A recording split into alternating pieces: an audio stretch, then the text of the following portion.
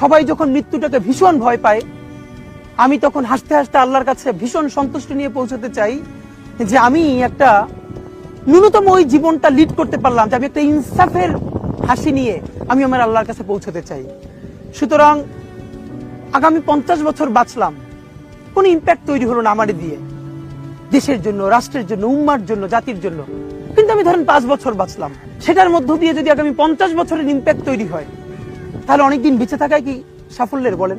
শহীদ president Ziaur Rahman কয়টা দিন বেঁচেছেন, কিন্তু ভাবেন আজকে পর্যন্ত উনি আমার অনুপ্রেরণা।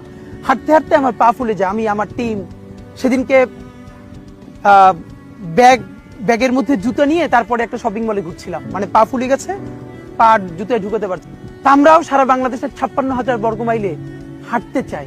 আমরা ইনসাফের চাষাবাদ করতে চাই, একটা স্বাধীন সার্বভৌমত্বের সততার বাংলাদেশ তৈরি করতে চাই।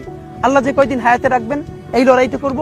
যেদিন নিয়ে যাবেন আমি স্বপ্ন দেখে যেতে চাই, আমি আমাদের এমন টিম, আমি আমার সন্তানকে রেখে যেতে চাই, আমার মৃত্যুর পরে যেন এই লড়াই বন্ধ না হয়, এই লড়াই যেন বাংলাদেশে